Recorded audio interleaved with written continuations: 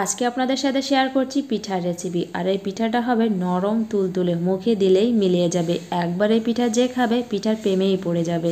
এই পিঠাটা খেতে এতটাই মজার হয় যে দুধ চিতই পিঠাকেও হার মানিয়ে দেবে। এই পিঠাটা একবার বানানোর পর প্রতি মাসে আমার ঘরে বায়না করা হয় এই পিঠাটা খাওয়ার জন্য। অনেক বেশি মজার খেতে হয়, আর একবার এই পিঠা বানিয়ে খেলে মুখের স্বাদ লেগেই থাকবে।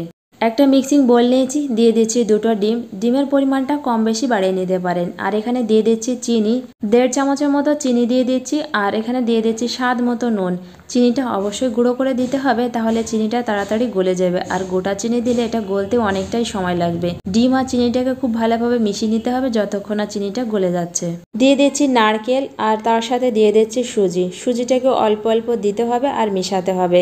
নারকেলটাকে কোড়ানোর পর মিক্সার জারে আমি এটাকে ব্লেন্ড করে নিয়েছি, তারপর এই নারকেলটা দিয়েছি। এভাবে নারকেলটা দিলে পিঠা খাওয়ার সময় মনেই হবে না এর ভিতরে নারকেল দেওয়া হয়েছে। আপনারা চাইলে কোড়ানো নারকেলটাও দিতে পারেন, তবে মিক্সিতে ব্লেন্ড করে নারকেলটা দিলে পিঠার টেস্টটা আরও বেশি ভালো হয়। আবারও কিছুটা পরিমাণে সুজি দিয়ে দিচ্ছি। এখানে মোট 1/2 কাপের মতো সুজি লেগেছে। দুটো ডিমের জন্য 1/2 কাপের মতো সুজি লাগে। ডিমের সাইজগুলো ছোট বড় হলে সুজির পরিমাণটা কম বেশি লাগতে পারে।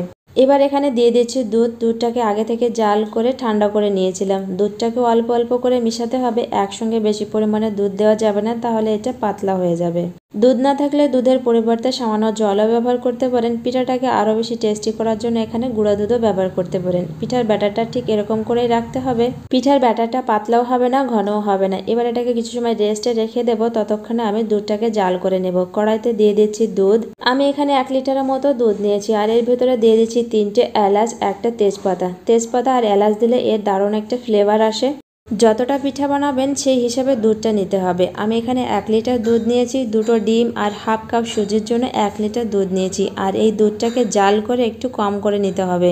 দুধে বলক চলে আসলে এর ভিতরে দিয়ে দেবো চিনি। চিনিটা আপনারা আপনাদের পছন্দ মতো কম বেশি দিতে পারেন। যে যেমন চিনি খেতে পছন্দ করেন সেই অনুযায়ী চিনিটা ব্যবহার করতে পারেন। এখানে স্বাদ মতো নুন দিয়ে দিচ্ছি। এবার দুধটাকে কিছু সময় জাল করে নেব।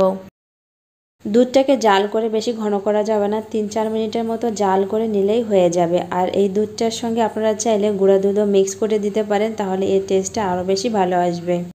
দুধটা জাল করা হয়ে গেছে। দুধটাকে গরম রাখার জন্য ঢাকা দিয়ে সাইডে রেখে দেব। প্যান গরম হয়ে গেছে, প্যানে তেল দিয়ে দিচ্ছি। তেলটা যখন হালকা গরম হবে পিঠার ব্যাটারটা এভাবে দিয়ে দিতে হবে।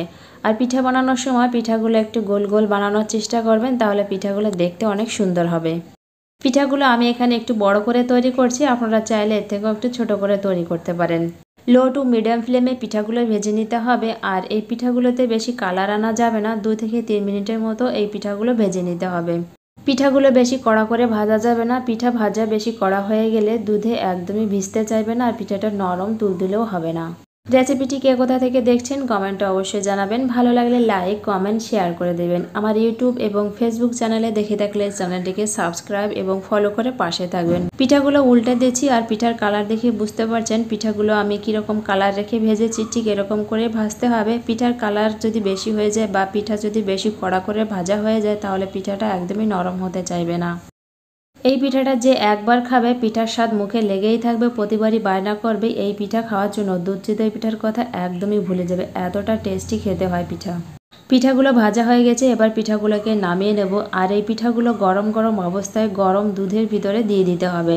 দুধটা যদি ঠান্ডা হয়ে যায় তাহলে দুধটাকে অবশ্যই গরম করে নিতে হবে, তারপর পিঠাগুলো দিতে হবে। এই যে আমি 4টে পিঠা আগে থেকে ভিজিয়ে রেখেছিলাম, এবার সবগুলো পিঠা দিয়ে দিচ্ছি।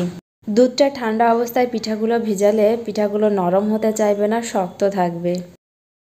সবগুলো পিঠা ভেজানো হয়ে গেছে। উপর দিয়ে সামান্য পরিমাণে কোড়ানো নারকেল ছড়িয়ে দিচ্ছি, তবে এটা অপশনাল, ভালো লাগলে দিতে পারেন, না লাগলে দেওয়ার দরকার নেই। তবে কোড়ানো নারকেলটা দিলে দেখতেও ভালো লাগে আর খেতেও ভালো লাগবে। এবার পিঠাগুলোকে ঢাকা দিয়ে 30 মিনিট থেকে 1 ঘন্টার মতো রেখে দিতে হবে। 30 মিনিটের ভিতর এটা এমনিতেই নরম হয়ে যাবে, তবে এটাকে 1 ঘন্টার মতো রেখে দিলে আরও বেশি নরম তুলতুলে হবে। পিঠাগুলো যত বেশি ভালো ভেজানো হবে তত বেশি নরম তুলতুলে হবে। অনেকেই ভাবতে পারেন ডিম দিয়ে বানানো হয়েছে, ডিমের একটা আষ্টে গন্ধ আসতে পারে। একদমই কোনো আষ্টে গন্ধ আসবে না। এই পিঠাটা খাওয়ার পর আপনি বিশ্বাসই করতে পারবেন না যে এটা ডিম দিয়ে বানানো হয়েছে। একটা পিঠা আমি কেটে দেখাচ্ছি কতটা নরম তুলতুলে হয়েছে, আর এই পিঠাটা মুখে দিলেই মিলিয়ে যাবে। অবশ্যই বাড়িতে একবার ট্রাই করবেন, ট্রাই করে জানাবেন কেমন।